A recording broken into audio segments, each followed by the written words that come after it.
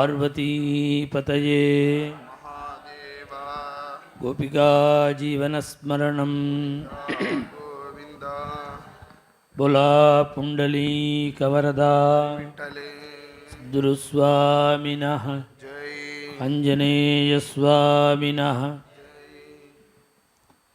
समचरणसरोजं सान्द्रणीलाम्बुदाभं जगन्निहितपाणिं मण्डनं मण्डनानां तरुणतुलसीमाला कन्धरं कञ्जनेत्रं सरसधवलहासं विठ्ठलं चिन्तयामि स्मृते सकलकल्याणभाजनं यत्र जायते पुरुषस्तमजं नित्यं व्रजामि शरणं हरिं यशिवो नामरूपाभ्यां या देवी सर्वमङ्गला तयोः संस्मरणात् पुंसां सर्वतो जयमङ्गलम् दोर्भिर्युक्ता चतुर्भिस्फटिकमणिमयीम् अक्षमालां दधाना हस्ते नैकेन पद्मं सिदमपि च शुकं पुस्तकं चापरेण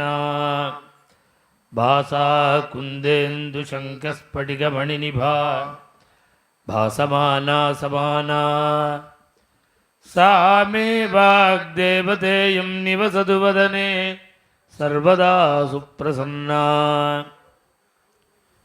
कुजन्तं राम रामेति मधुरं मधुराक्षरम् आरुह्य कविताशाखां वन्दे वैदेही सहितं सुरद्रुमतले हैमे महामण्टपे मध्ये पुष्पकमासने मणिमये वीरासने सुस्थितम् अग्रे वाचयति प्रभञ्जनसुते तत्त्वं मुनिभ्यः परम् व्याख्यान्तं भरतादिभिः परिवृतं रामं भजे श्यामलं ध्येयं सदा परिभवग्नमभीष्टदोहं तीर्थास्पदं शिवविरिञ्चिनुदं शरण्यं भृत्यार्तिहं प्रणतपालभवाब्धिभूतं वन्दे महापुरुषते चरणारविन्दम्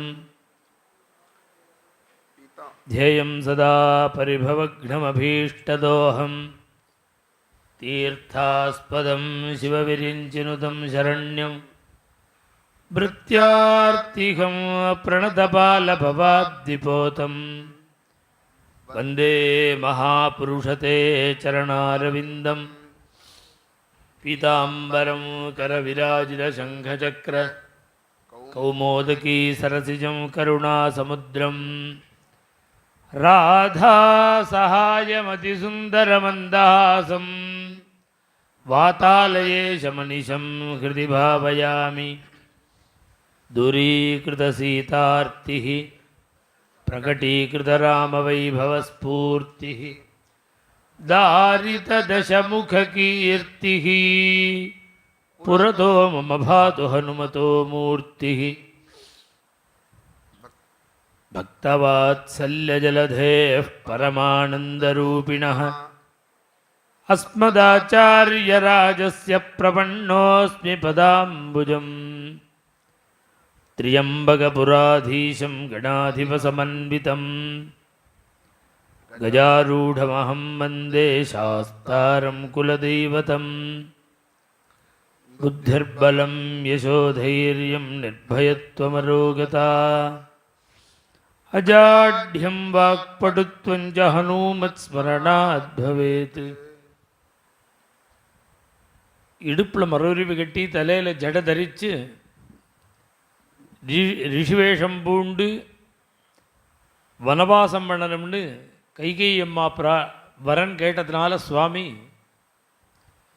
ஏதோ மினிடியிலேயே காட்டில் தங்கிட்டு 14 வருஷம் பூர்த்தியாகி திரும்பி போக விரும்பாமல் அம்மா சொன்னத்தை சத்தியமாக பண்ணணும்னு இப்போ நிஜமான அடர்ந்த காட்டுக்குள்ளே பிரவேசிக்கிறார்.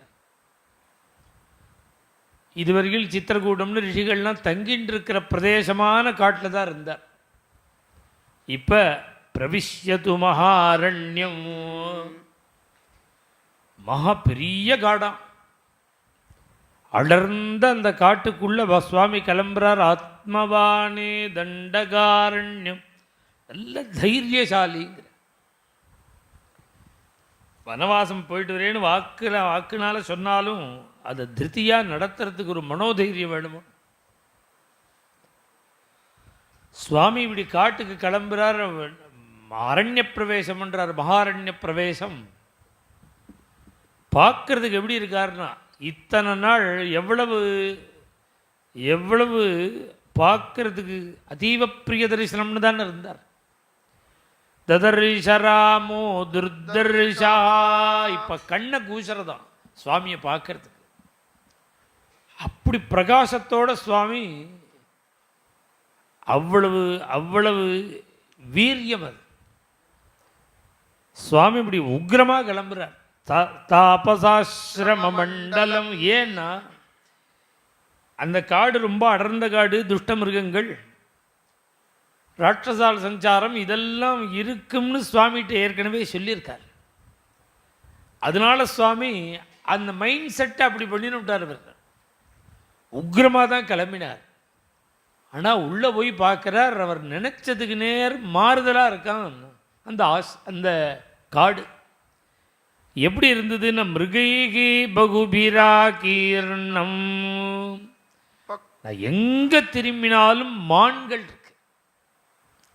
மான்கள் நிறையா இருந்ததுன்னா என்ன அர்த்தம்னா, துஷ்ட மிருகங்கள் இல்லைன்னு அர்த்தம். அப்போதானே அது சஞ்சாரம் பண்ணும். நிறைய எலி இருக்கு, ஆமுழுக எலி உபதிரவம்னா என்ன அர்த்தம்னா, பூனை இல்லைன்னு அர்த்தம். எலி பேரம்பேத்தி கொள்ளு பேரம் எல்லாம் எடுத்து சௌக்கியமாக இருக்குது ஆற்றுலன்னா என்ன அர்த்தம்? அதை கபலீகரணம் பண்ணுற பூனை இல்லைன்னு அர்த்தம். மிருகைகி பகுவிராகீர்ணம். எங்கே பார்த்தாலும் மான்கள் ரிஷி ஆசிரமம்னாலே லட்சணம் மான் இருக்கு. பக்ஷி சங்கைகி சமாவிருதம். அந்த ஆசிரமங்களை சுற்றி சுற்றி கோஷ்டியாக கூட்டமாக பட்சிகள்லாம் வந்து தானியத்தை பொறுக்கிண்டு கிளக்கலான்னு சப்தம் போட்டுண்டு ரம்யமாக இருக்கான் அந்த பிரதேசம். விஷாலை ரக்னி. வந்து பார்த்தா பெரிய பெரிய யாகசாலைகள், யாகம் பண்ணுவதற்காக அமைக்கப்பட்ட யாகசாலைகள், அக்னிஹோத்திர சாலை. எங்கே திரும்பினாலும் சுர்பாண்டை ரஜினை குஷை. சுருக்கு, இந்த ஹோமம் பண்ணுற சுருக்கு. ஆஜ்ய பாத்திரம், கிருஷ்ணாஜினம் மான் தோல், குஷைகி தர்பமுஷ்டி எங்கே பார்த்தாலும் இருக்கு. சமித்பிகி தோய கலசைகி. அந்த ஆசிரமங்களை வந்து பார்க்குறார். நிறைய குட்டியாக ஆசிரமம். அந்த சுவாமி ஆசிரமத்தை எட்டி பார்க்குறார். ஒரு பலகா மேலே கயத்தில் கட்டி 2 பக்கமும் கயிறு கட்டி தொங்க விட்டு ஒரு பலகால சமித்த கட்டாக கட்டி அடுக்கி வச்சிருக்கார். சமித்பிகி. சாதாரணமாக 108 சமித்தா கட்டியிருக்கு. அதுக்கப்புறம் இத்மத்துக்கு 3 பெரிய சமைத்து, சின்ன சமைத்து, இப்படி இத்ம கட்டாக இருக்கு. அந்தந்த ஹோமங்களுக்கு எத்தனை சமித்துகள் தேவையோ அதெல்லாம் முன்னாடியே கட்டி வச்சிருக்காள். சமித்பிகி உதகும்பம் தோயகலசைகி. எங்கே பார்த்தாலும் தீர்த்த பாத்திரம், கிண்டி, பலமூலை. எங்கே திரும்பினாலும் பழங்கள், கிழங்குகள், குஷச்சீரவை. எங்கே திரும்பினாலும் சமித்து தர்ப்பம், தீர்த்த பாத்திரம், மாந்தோல், ஜபமாலை, குஷச்சீர பரீட்சி. அந்த ஆசிரமம் அப்படி இருக்கா. பிராமியா லக்ஷ்மியா சமாவிரதம். பிராமியா லக்ஷ்மியாங்கிற வைதிக ஸ்ரீ. அந்த சோபை எப்படின்னு ஒரு அசல் வைதிகராத்துக்கு போனால் எப்படி இருக்கும், ஒரிஜினல் வைதிகராத்துக்கு போனால் எப்படி இருக்கும்னா இப்படி தான் இருக்கும். சமித்து இருக்கும், தர்ப்பம் இருக்கும், விசிறி இருக்கும், கைத்தடி இருக்கும். இந்த அவருடைய விருத்திக்கு உள்ள வஸ்துக்கள் முழுக்க இருக்கணும். அப்போதான் அது அழகு. இங்கே உள்ளே போன உடனேவே அப்டேட் பண்ணி சிஸ்டம் மாட்டி வச்சுருக்கேன். ஃபோனை பார்த்தா இப்போ லான்ச் பண்ண இப்போ தான் பண்ணின இந்த ஃபோன் கையில் இருக்குது. ரிமோட் கண்ட்ரோலில் தான் ஃபேனு லைட்டு கிட்டு ஏசி கிசி சர்வத்தில். உள்ளே போனாலே சென்ட்ரலைஸ் ஏசி பண்ணி வச்சு வீடு அப்படி இருந்ததுன்னா பிராமியா லக்ஷ்மியா அந்த விருத்திக்கு அதுக்கு சம்மந்தம் இல்லை. இங்கே எப்படி இருக்குன்னா ஆசிரமம் வைதிகஸ்ரீயாக இருக்கு. பிராமியா லக்ஷ்மியா சமாவிருதம். சுவாமி அவ்வளவு ஆச்சரியப்பட்டார், சந்தோஷப்பட்டார். இப்படி சுவாமி வந்திருக்கு. நாயம் திக் பிக்ஷுகு மகாநாடகத்தில் சொல்கிறார்.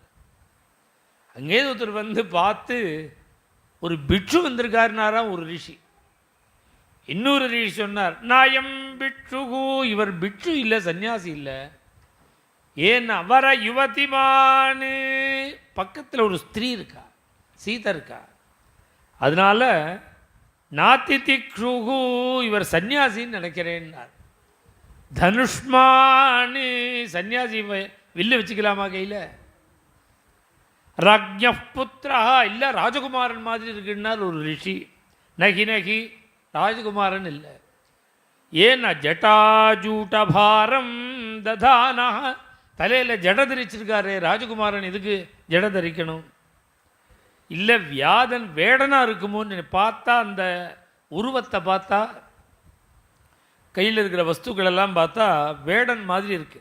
நாயம் வியாதா இல்லைன்னா நவ குணதரா, முகத்தை பார்த்தா அந்த சாந்தம் தெரியுது, ஜீவகாருண்யம் தெரியுது. நவகுணதரா பஷ்யகஸ்மாதகஸ்மாத் புண்ணியரண்யே நவநவகணசியாமலா கோயமேதி. இது யாருன்னு தெரியலையே, எல்லாரும் ஒருத்தருக்கு ஒருத்தர் யாரோ ஒரு புண்ணியாத்மா இந்த இடத்தை பவித்திரமாக்குறதுக்காக வந்திருக்கார். புண்ணிய ரண்யே நவகண நவநவகணசியாமலா, நீருண்ட மேகம் போன்ற ஒரு திருமேனி. அப்பேற்பட்ட இந்த சியாமலன், நீலமேக சியாமலன் யாருன்னே தெரியலையே அப்படின்னு அந்த ரிஷிகள்லாம் என்ன பண்ணான்னார். அர்த்தாவர்த்தித மந்திரம் ஜபம் பண்ணிட்டு இருக்காராம், கண்ணை மூடிண்டு. சுவாமியினுடைய சாநித்தியம் மனசு அடங்க மாட்டேங்கிறது, இழுக்கிறது. கண்ணை திறந்து பார்த்தார், சுவாமி நிற்கிறார். அப்படியே உபஸ்தானம் பண்ணலை, மாலையை கீழே போட்டார், துண்டை உதறினார், மாலையை போட்டார், சுவாமிகிட்ட வந்துவிட்டார். அர்த்தவிலசத் ஸ்வாத்தியாயம் வேதம் சொல்லிட்டு இருக்காராம். பிரம்மைக்கு பிரஷ்னம் ஓம் சொல்லிவிட்டு தான் எழுந்திருக்கணும். பூர்த்தி பண்ணாமல் சுவாமியை பார்த்தாலே எழுதுன்னு ஓடி வந்துவிட்டார். பிரம்மோபாசனம்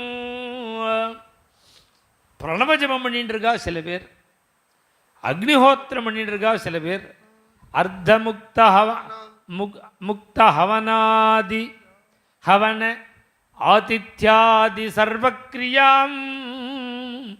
ஒருத்தர் ஹோமம் பண்ணிருந்தா, ஒருத்தர் ஜபம் பண்ணியிருந்தா, ஒருத்தர் வந்த அதிதிக்கு சத்காரம் பண்ணிட்டு இருந்தா, ஒவ்வொருத்தர் ஒவ்வொரு காரியம் பண்ணிட்டு இருக்கா. சுவாமி என்ற வந்து நின்னத்தை பார்த்த உடனே அத்தனை பேர் என்ன பண்ணாலும் எல்லாத்தையும் விட்டுட்டு ஓடி வந்துவிட்டா. கந்தர்ப்பாயுத சார்த்தமூத தப்போமே நிரே. ஏன் தியானத்தை விட்டா, ஹோமத்தை விட்டா, ஜபத்தை விட்டா, அக்னிஹோத்திரத்தை விட்டா, பிரணவ ஜபத்தை விட்டா, ஏன் விட்டுட்டு வந்தா எல்லாரும்னா, இத்தனை ஜென்மாவா எந்த தர்மங்களை பண்ணிட்டு இருந்தாலோ அத்தனை தர்மங்களுடைய பலன் எதிர்த்த மாதிரி வந்து நிற்கிறது. அப்படி நினைச்சு வந்து நிற்கிறாராம் சுவாமி. எப்படி மனசை அபகரிக்கிறான்னு. கந்தர்ப்பாயுத சுந்தரம், அயுத சுந்தரம் 10,000 மன்மதன் சேர்ந்து வந்தா எப்படி இருக்கும், அது மாதிரி சுவாமி நிற்கிறாராம். இத்தனைக்கும் கையில் வில்லு, இடுப்பில் மரவுருவி, தலையில் ஜட, வேற ஒரு வஸ்து கிடையாது. இப்படி நிற்கிறார் சுவாமி. திவ்ய ஜானோபன்னாஸ்தே ராமம் திருஷ்ட்வா மகர்ஷயः ரூபசம்ஹனனம் லக்ஷ்மீம் சௌகுமாரியம் சுவேஷதாம் தத்ருஷுஹு விஸ்மிதாகாராः ராமஸ்ய வனவாசின. சுவாமியை பார்த்து அத்தனை பேரும் வந்தாலே ஓடி வந்து சுவாமியை பார்த்து கேட்கிறா, எனக்கு ஒரே ஒரு கிருபை பண்ணணும்னா. என்ன கிருபைன்னா, வேதம் வேண்டாம், சாஸ்திரம் வேண்டாம், தர்மம் வேண்டாம், சுதர்மானுஷ்டானம் வேண்டாம், யாகம் வேண்டாம், ஒரு சந்நியாசம் வேண்டாம், பிரணவ ஜபம் வேண்டாம், ஒரு தடவை உங்களை ஆலிங்கனம் பண்ணிக்கணுங்கிறார். ஒரே ஒரு தடவை உங்களை ஆலிங்கனம் பண்ணிட்டா போரும்னா வந்து கேட்டவா யாரு? அசடோங்கிறார். காமிகளோ திவ்யஜானோபன்னாஸ்தே, மகாஜானிகளா. அசடுகள் இல்லை, ஒரு ஒரு சரீர சௌக்கியத்தில் மயங்கிறவர்கள் இல்லை. திவ்யஜானோபன்னாஸ்தே ராமம் திருஷ்டுவா மகர்ஷயா. ஏன் இப்படி தோணினது? இந்த ரிஷிகளுடைய மனசு கூட இப்படி தோணினதே ஏன்னார், ரூபசம்ஹடனம் லக்ஷ்மீம் சௌகுமாரி. அந்த மரக்கட்ட மாதிரி இருக்காம மனசு ரிஷிகளுக்கு. காய்கறிகளையே தின்னுண்டு, சரக தின்னுண்டு, காற்றை சாப்பிட்டுண்டு, ஒரு சௌக்கியத்தையும் அனுபவிக்காமல் கட்டாந்தரையில் படுத்துட்டு மழையில் நனைஞ்சு, வெயில் நனைஞ்சு, பனியில் நின்று, இது சுச்சுருச்சியாக சாப்பிடாமல் காமம் எப்படி வரும்? அதுக்குள்ளே ஆகாரத்தை போட்டால் தான் வரும். காமத்தை ஜெயிக்கணும்னா என்னமா முடியும்? காமத்தை ஜெயிக்க முடியாது. காமத்தை ஜெயிக்கணும்னா எல்லாரும் என்ன பண்ணுறா, காமக்ரோதங்களை ஜெயிக்கணும்னு சொல்லிவிட்டு பிரேக்கை போட்டால் நிற்கும் வண்டி, ஆக்சிலேட்டர் கொடுத்தா ஓடும். நீ வண்டி நிற்கணும்னா ஆக்சிலேட்டர்லேருந்து கையை எடுத்துகிட்டு பிரேக்கை மாத்திரம் போட்டால் நின்றுடும். இப்போ பிரேக்கையும் போட்டுவிட்டு ஃபுல்லாக ஆக்சிலேட்டரையும் கொடுக்குறான். உருப்படுது அது. ஏன்னா வேகமாக ஓடுறதுக்குள்ள ஆக்சிலேட்டர், நிறுத்துறதுக்குள்ள பிரேக்கு, ரெண்டையும் பண்ணுற மாதிரி தான் நாம் காமம் உண்டாரத்துக்குள்ள சாப்பாட்டை யதோக்தமாக சாப்பிட்டுருந்து காமம் அடங்கணும்னு நினைக்கிறோம். ரிஷிகள் எப்படி காமத்தை அடக்கினான்னா அதுக்கு தீனி போட்டால் தானே கிளம்புவோம். ஆகாரத்தின் மூலமாக தானே காமக்ரோதம். அதனால நாக்கை ஜெயிச்சு பரம் நேந்திரிய ப்ரீ ஜடபரதர் மாதிரி வச்சுட்டு இருக்கா உடம்பை, நாக்கை வச்சுட்டு இருக்கா. இது மாதிரி காமம்னா என்னன்னே தெரியாது. ஏன்னா மனசை அப்படி பண்ணியாச்சு. அந்த மனசே காமமே அழிஞ்ச ரிஷிகள் ரூபசம்ஹனனம் பார்த்தாராம் சுவாமிய. விஸ்மிதாக அவ பிரமிச்சு போயிட்ட, ஆச்சரியப்பட்டு இப்படியும் பகவானுடைய ஒரு சிருஷ்டியாது, ஐஸ்வரமான ஒரு சிருஷ்டி. இது சாதாரண மனுஷன் இல்லைன்னு தெரிஞ்சுனுட்டா. ஏதோ ஒரு சக்தி அதான் இப்படி நம்ம மனசை தூண்டுறது. மயங்கி சொக்கி போனாலாம் ரிஷிகள். ஏதோ கிருஷ்ணாவதாரத்தில் துகந்தியோ யயுக்காச்சிது தோகம் கீத்வா, ஏதோ வேணுகானம் பண்ணினா எல்லாத்தையும் விட்டுட்டு ஓடி வந்தா கோபிகைகள். கோபிகைகளாவது பிரேமையில் வந்தால் அதை விட்டுடுங்கோ. ஒரு ஒரு சந்தனம் அரைக்கிற ஒரு வயசான கிழவி கிருஷ்ணன் மயங்கினான். ஏன் அப்படின்னா அது அப்படி ஜெகன்மோகனாகாரனாக இருக்கார் சுவாமி. இது ஆச்சரியம். மயங்கர நிலையில் உள்ள ஸ்திரீகளை மயக்கிறது ஆச்சரியம் இல்லை. பின்ன என்னன்னா மனசு காமத்தையே கட்டையா பண்ணி, மனசை கட்டையா பண்ணி காமத்தை ஜெயிச்சு, காமம்னா என்னென்ன தெரியாத இருந்த ரிஷிகள் மயங்கின பத்தியெல்லாம் ராமனுடைய ஸ்வரூபத்தில். அதான் பும்சாம் மோகன ரூபாய புண்ணியஸ்லோகாய மங்களம். பும்சாம் மோகன ரூபாய, அது மயங்கர சக்தி உள்ளவாளை மயங்க வைக்கிறது விஷயமல்ல, மயக்கமே மறந்து போனவாளை மயக்க வைக்கிறாள் சுவாமி. பும்சாம் மோகன ரூபாய. பும்சாம்னா சாதாரண மனுஷன் இல்லைங்க, ரிஷிகள். ரிஷிகளையே மயக்கின ஒரு திருமேனி. உடனே தேவயம் பவதா ரக்ஷாஹ பவத்விஷயவாசினா நகரஸ்தோ வனஸ்தோ வா துவம் நோ ராஜா ஜனேஸ்வரஹ ன்யஸ்ததண்டா வயம் ராஜன்னே ஜிதக்ரோதா ஜிதேந்திரியாः ரக்ஷிதவ்யா த்வயா சஸ்வதி கர்ப்பபூதாஸ்தபோதனா. நீ நகரத்தில் ராஜ்ய பரிபாலனம் பண்ணுறியோ காட்டுக்கு வந்துட்டியோ, நீ எங்கே இருந்தாலும் நீ தான் எங்களுக்கு ராஜா.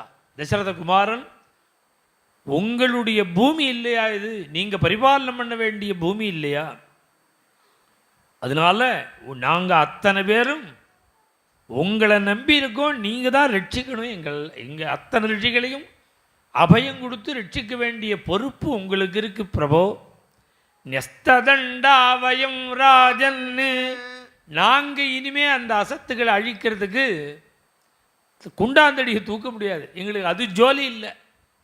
எங்களுக்கு ஸ்வதர்மானுஷ்டானம் ஜோலி, பகவதாராதனம் ஜோலி, தபஸ் பண்ணுறது ஜோலி, அக்னிஹோத்திரம் பண்ணுறது, வேதாத்தியனம் பண்ணுறது, தபஸ் பண்ணுறது, பிரம்மஜபம் பண்ணுறது, இதெல்லாம் தான் எங்கள் காரியம். இந்த தண்டோபாயம் இருக்க அதை உங்ககிட்ட கொடுத்துட்டோம். நெஸ்ததண்டாவயம் ஜிதக்ரோதா, எங்களுக்கு கோபமே வரக்கூடாது, கோபமும் வராது, வரக்கூடாது. எங்களுக்கு ஏன் கோபம் வரலன்னா வந்து பாருன்னார். அப்படியே பார்த்தா மலமலையா எலும்பு குவியல் இருக்கு. ராட்சசான்லாம் வந்து மாம்சத்தை கடித்து சாப்பிட்டுட்டு எலும்பை துப்பிட்டு போயிருக்கானா. அதை பார்த்து இன்னைக்கு இவாளை முடிஞ்சா அடுத்தது நாளைக்கு இவாள்கிட்ட தானே வருவா. ஒரு செட்டு முடிஞ்சுடுதுன்னா அடுத்தது யார் மிச்சம் இருக்கிறவன்ட்டு தானே வருவான். அப்போ எங்களுக்கு கோபம் வந்து சபிக்கணுமோனோ, நாங்கள் சபிக்க மாட்டோம். ஜிதக்ரோதா ஜிதேந்திரியாக, இந்திரிய நிகிரகம் பண்ணினவர்கள், இந்திரியத்தை அடக்கினவர்கள், மனசை அடக்கினவர்கள், கோபத்தை அடக்கினவர்கள், நீ தான் ரட்சிக்கணும். ஏன் நீங்கள் சபிச்சிடக்கூடாதோன்னு ஹாங்கிற ரிஷிகள். தப்போதனா, ஒவ்வொருத்தருக்கும் ஒவ்வொன்று. கோதனாள்னு சில பேர், பசுவே தனம். முன்னெல்லாம் எப்படின்னா, இப்போ தான் பணங்காசி வீடு ப்ராப்பர்ட்டி இதெல்லாம். முன்ன அப்படி கிடையாது. முன்ன என்ன, பூமி இருந்தால் உண்டு. பூமி தனமாக பூமி இருக்கும், பவுனா பூமி இருக்கும். இன்றைக்கி தான் ஃபேக்ட்ரி இது மாதிரி லௌகீகம் வந்த உடனே அந்த தனம்ங்கிறது பலவாறாக பேசப்படுறது. ஏற்கனவே அப்படி கிடையாது. லௌகீகமாக இருந்தால் ஐஸ்வர்யம் இருக்கும், பூமி இருக்கும், இதெல்லாம் தனம். ரிஷிகள் எப்பேறப்பட்டவர்கள்லாம், எங்களுக்கு பணங்காசு இல்லை, நாங்கள்லாம் யார் தெரியுமோ தனம் உடையவர்கள். எந்த தனமும் தெரியுமோ, பணங்காசு தனம் இல்லை, தப்போதனா, தபசையே தனமாக உடையவர்கள். நாங்கள்லாம் லோபிகள், கிருபணர்கள். லோபி கிருபணன்னா என்னன்னா, 105 டிகிரி ஜுரம், ஒரு 5 ரூபா 10 ரூபா டாக்டருக்கு கொடுக்க மாட்டான் சில பேர். பணம் நிறையா இருக்கும் கையில்.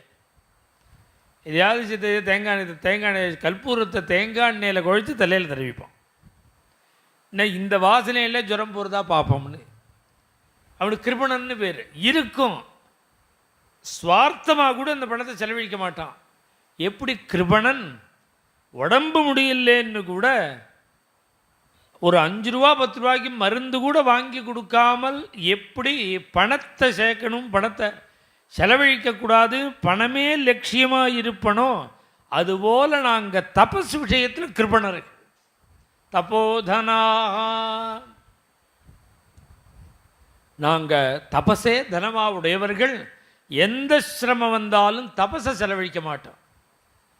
ஏன் அப்படின்னா, நீ எதுக்கு இருக்க? ரட்சிதவ்யா துவயா சஸ்வதி, நீ தான் எங்களை ரட்சிக்கணும், நீ தானே ராஜா, உன்னை நம்பிதானே நாங்கள் இங்கே இருக்கோம், நீ தான் ரட்சிக்கணும்னார். சுவாமி பார்த்தார், கவலைப்படா. அவளை பார்த்து நமஸ்காரம் பண்ணி, பகவான் நான் அபயம் கொடுத்து நான் உங்களை ரட்சிக்கிறேன்னு, பகவான் உங்களுக்கு எந்த விதமான சிரமமும் வராமல் பார்த்துக்கிறேன்னு பகவான் அவளுக்கு அபயம் கொடுத்து, ஒவ்வொரு மேலே இப்போ சொல்லிட்டு இருக்கிறது முழுக்க ஆரண்ய காண்டம். சுவாமி கிட்டத்தட்ட 11 வருஷ காலம் ரிஷி மண்டலத்திலேயே வசிக்கிறார். முழுக்க முழுக்க முழுக்க ரிஷிகளுடைய ஆசிரமம். அதில் சுவாமி சரபங்கருடைய ஆரண்ய காண்டத்தில் முக்கியமான சரித்திரம் 2. எல்லாமே ராமாயணத்தில் அவசியம்னாலும் விசேஷம்னாலும் இதில் ரொம்ப விசேஷங்கிறது என்னென்னா, சரபங்கருடைய ஆசிரமம், ஜட்டாயு மோட்சம். இந்த 2 தான் ஆரண்ய காண்டத்தில் ரொம்ப ஜீவனான சரித்திரம். ஆசிரமம் சரபங்கஸ்ய ராகவோபிஜகாமஹ சமீபே சரபங்கஸ்ய ததர்ஷமகதத்புதம் அவருத்யரதோத்சங்காத் சகாசே விபுதேஸ்வரம். சுவாமி சரபங்கருடைய ஆசிரமத்துக்கு வரும்பொழுது பார்த்தா வாசல்ல இந்திரனுடைய தேர் நிற்கிறது. ததர்ஷ மகதத்புதம். ஆச்சரியமாக இருக்கு. பூமியில் படாமல் தேஜோமயமாக ஜுவலிக்கிறது இந்திரனுடைய தேர். சுவாமி தெரிஞ்சுனுட்டார், சாஸ்திரங்கள்லாம் வாசிச்சிருக்காருன்னு. இந்திரனுடைய தேர் தெரியும் இருக்கு. லட்சுமணனை கூப்பிட்டு சொல்கிறா, லட்சுமணா இந்திரன் வந்திருக்கான். அவர் பெரிய மகர்ஷியோன சரபங்கர், அவரை பார்க்கறதுக்கு வந்திருக்கான். அவன் திரும்பி போன உடனே நாம் உள்ளே போய் போவோம். இப்போ தான் அதுதான் உச்சிதமாக இருக்கு. ரொம்ப பெரிய மனுஷாலெலாம் பேசிகிட்டு இருக்கும்போது முந்திரி கொட்டை மாதிரி போய் நிற்கக்கூடாது. நமக்கு என்ன காரியம் சொல்லு, அவன் முக்கியமான விஷயமா வந்திருக்கான். அவன் பேசிட்டு போகட்டம்னு சுவாமி அந்த தெருக்கோடியிலேயே மறைஞ்சு நின்றுட்டார். இந்த தேர் கிளம்பட்டும். அப்போ தான் சொல்கிறார் லக்ஷ்மண சுவாமி, இவாது லக்ஷ்மணா ரூபம் பிப்ரதி சௌமித்ரே பம்ச பஞ்சவிம்சதி வார்ஷிகம் ஏதத்தி கில தேவானாம் வயோ பவதி நித்யதா. லக்ஷ்மணா, உனக்கு ஒரு சூக்ஷ்மம் தெரியுமா? நமக்கு எப்படி வயசு, கௌமாரம், யௌவனம், ஜராண்டி மாறி மாறி வருது பற்றியா? நமக்கு இது மாதிரி வராதுரா தேவதைகளுக்கு. அவள் ஆயுசுக்கும் அவளுக்கு 25 வயசு தாண்டாங்கிற. எப்போ பார்த்தாலும் 25 வயசு தானோ. ஏதத்தி கில தேவானாம் வயோ பவதி நித்யதா பஞ்சவிம்சதி வார்ஷிகம். சுவாமி இப்படி சொல்லிகிட்டே இருக்கும்போது தேர் கிளம்பிவிடுத்து. இந்திரன் கிளம்பிவிட்டான். உடனே சுவாமி நேராக சரபங்கரை பார்க்க வர்றார். கார்த்தால வேளையில் சரபங்கரை பார்க்க வந்தால் இப்படி பேப்பர் பிடிச்சுட்டு இருந்தார், டிவி பார்த்துட்டு இருந்தார், டிஃபன் பண்ணிட்டு இருந்தார். சொல்லலை வால்மீகி. என்ன பண்ணான்னார், அக்னிகோத்திரம் உபாசீனம் சரபங்கம் உபாகமது. கால வேளையில் வந்து பார்த்தா நெத்தி நிறையா விபூதி ருத்ராட்சங்கள்லாம் தரிச்சுண்டு, அக்னி பஞ்சக செங்கிட்டு, தீர்த்த பாத்திரம் வச்சுட்டு, யோக வேஷ்டி போட்டுண்டு, தர்பாசனத்தில் உட்காந்துட்டு அக்னிஹோத்திரம் பண்ணிவிட்டு 3 அக்னி ஜொலிக்கிறது, 4வது அக்னியாக ஜொலிச்சுன்னு இருக்காங்க. சரபங்க சரபங்கம் உபாகமத்து. அப்படி கிட்டக்கு போய் சுவாமி நமஸ்காரம் பண்ணுறார். லட்சுமண சுவாமி பண்ணுறார், சீதாதேவி பண்ணுறா. அந்த சரபங்கர் தீர்காயுஷ்மான் பவான்னு ஆசீர்வாதம். என்ன சக்கரவர்த்தி திருமகனாக இருந்தாலும் பரமாத்மாவாக இருந்தாலும் இவாளுக்கு கீழே தான் பகவான். வேணா வேதாத்தியனம் பண்ணி தபஸ்வியாக இருக்கிற ரிஷிகள் ஒரு அக்னிஹோத்திரிக்கு கீழே தான் நமஸ்காரம் பண்ணி தான் ஆகணும்.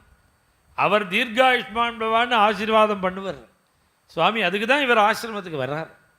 அப்படி நமஸ்காரம் பண்ண சுவாமியை பார்த்து இப்படி உட்காருன்னு சொல்ல, சுவாமி உட்காண்ட உடனே சரபங்கஞ்ச தத் சர்வம் ராகவாயன். எல்லாம் ஒளிவு மறவே கிடையாது. பொய் சொன்ன ரிஷி மூஞ்சி மாதிரின்னு சொல்கிறாருன்னு ராமாயணத்திலேயே. பொய்யே சொல்ல மாட்டாளாம். யாராவது ஒருத்தர் வந்துட்டு போனால் வேறு இன்னொருத்தர் வந்து, அதுவும் ஒரே விற்த்தியில் வந்த இருக்கிறவன் வந்தான்னா அவன்கிட்ட எதையுமே சொல்ல மாட்டான். இன்னார் வந்தால் போனாலாம் எல்லோரும் துரபியாசம். யார் வந்தால் என்ன, யார் போனால் என்ன. இவர் பிரவச்சனம் பண்ணுறவராக இருப்பார். இவரை பார்க்க ஒருத்தர் வந்துட்டு போனார். இன்னொரு பிரவச்சனம் பண்ணுறவர் பக்கத்தாத்தில் இருப்பார். அவர் வந்தால் யார் வந்தான்னு கேட்டால் அவரான்னு சொல்லுவானே இதுவரை அவரை சொல்ல மாட்டான். அவர் நாகர்கோவிலேருந்து வந்தார், திருநெல்வேலி, இதையோ சொல்லுவானே இதுவரை பொய் அட்ரஸை சொல்லுவான். ஏன்னா ஏதாவது விருத்தி சேதம் ஆகிடுமோன்னு பயப்படுவான். இது மாதிரி சின்ன பொய் கூட சொல்லக்கூடாது. பொதுவாக பொய்யே சொல்லக்கூடாது. சுவாமி என்ன பண்ணார், தத் சர்வம் ரிஷிகள் சொல்லவே கூடாது. ஏன் சொல்லக்கூடாதுன்னு சொல்லிவிட்டா தபசு போயிடுமா.